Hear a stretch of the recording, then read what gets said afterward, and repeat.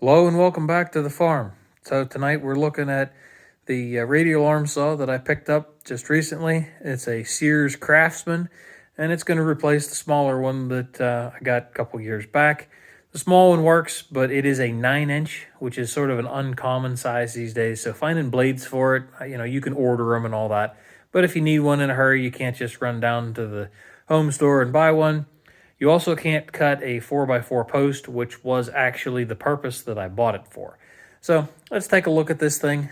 It's in pretty reasonable condition. The slide has some surface rust, but nothing crazy. As you can see, 10-inch radial. The table, well, I guess we'll get to that in a moment. It is, if you look down here underneath, model 11323111, and the manufacturing number, which I think is a date code, says 276. I think that's second month, 1976, so February 1976. At least that's what I've come to determine. If anybody knows, drop me a comment. 1976 does not seem too old for the way that this thing is constructed. It's got a pretty decently sized cast piece here. It looks like it would be of the age. So, onto the table. So we got some scratch notes here. So what I'm going to do, we're actually going to make this rear piece a little bit wider. I have room, if you look here, to this part back here, this cast piece. So, in theory, you could put a fence here. Well, if you put a fence here, you have this gap to contend with. So this middle piece would have to slide forward. So you're still going to end up with an extra wide gap in the rear. So I've determined if I make the back piece 7 inches wide, and then I leave an inch gap, which is pretty close to what we've got here. This might be a little bit tighter than an inch, but that's what it was set at whenever I got it. So an inch wide for the fence, just because that's easy to do, and then 20 inches wide for this front piece. And what that will allow is, if I so choose to rip with this, whenever you rotate the saw head, I can put this all the way back to there, okay? I can put the fence as the first thing in, and I can get the blade almost all the way to the fence. So if I wanted to cut something really thin, I essentially could do that. And then, that's called the in-rip position. If we turn this around to the out-rip position, that's going to be, again, reasonably close, within, an inch or so here of where the fence will be in its, I'll say, normal operation, its cross-cutting position. And then whenever it is in its cross-cutting position, and this head is turned this way, and all the way back, my fence will still be in roughly the same location as it is now. Actually, it'll be just slightly further forward, which, if you look at a straight line down where this blade is, a little bit further forward would be a little bit more comfortable for clearance on the front of that blade. So I'm going to get some lumber here. We're going to make this out of 2x, so it'll be 1.75-inch thick. I know it's not the Mr. Sawdust version that's pretty popular on the interwebs. I'm sure that would be a better table. Don't get me wrong.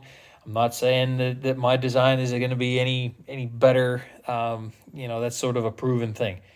It's a bit expensive to make, and for the purpose of what I am going to use this saw for, I don't need what they have designed up. So I'm going to get 2x8x8, 2x6x10, probably a piece of 5/4, which I probably have here somewhere, which will be about an inch thick, roughly. We'll turn that into the fence. We're going to make this all 3'4", so it comes out nicely out of a 10-foot piece. I can cut 3 of those. We'll dowel them together for this front piece. I'll cut the remaining part of the 2x8 down to make up whatever I need to get 20 inches, because the edges of 2x lumber is going to be rounded. I need square corners, so going to have some trimming to do. I will probably do this either on the smaller radial saw, or what's probably more likely, since the home store is closer to the other shop where we have table saw, I'll probably just run them off there. They'll be easier to haul, etc., etc. So that's the beginnings of this.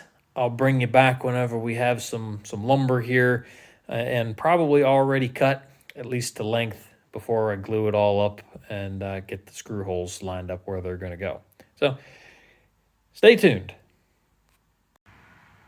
Initially, I was going to make this section actually a separate video, but for time's sake, we're just going to do it all in one. So I got the table put together, glued up. It's doweled. I forget where I put the dowels at this point exactly, but they're someplace in here. You can see some remnants of some lines. That's the layout for where the dowels are. Anyway, got that put together. I just used a piece of scrap for, we'll say some sample cuts, but I've actually used this thing quite a bit since I put this on here. I'm working on remodeling a bedroom in my house, so I kind of needed it quickly, so I threw it together. And I got enough space back here. I can add a wider fence, which was my intention. So I could put the fence first or out where it is now. If you look at this, I'm back far enough that the front of that blade is pretty close to even with the front part of the fence. It's not perfect, but it's a lot better than where it was whenever I first got the thing. The only addition that I will probably have is actually underneath here. This last piece of wood, you see where this joint is, where it's glued here? There's nothing really supporting that other than the dowels. So the bracket from the saw itself stops back here. I think out on the outer edge, out here someplace. I think I'm just going to take a piece of angle, drill some holes in it, and put that in there as a stiffener. But otherwise, I got this thing all put together now. We've been using it. Works great. I guess what I'll say is that radial saws have gotten a bad reputation for being dangerous. If you use them properly, I don't think they're any more or less dangerous than any other piece of woodworking equipment, table saws or miter saws. You can get hurt with any of those just the same if you use them improperly.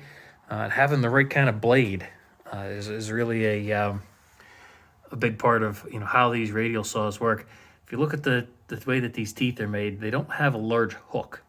And I'll try to attach a picture here. I don't think I have the blade that I took off, but it had a pretty nasty hook, and that makes it want to grab. In a table saw, that's what you want. You want it to grab and pull the board into the table straight down. While being that this saw head is above the table, if it grabs, it's going to drag it across the table, trying to draw it up into the blade itself, and that's where you get your kick from, or the auto feed situation that makes these things, very dangerous. But there again, having the proper setup and using the equipment correctly will keep you safe.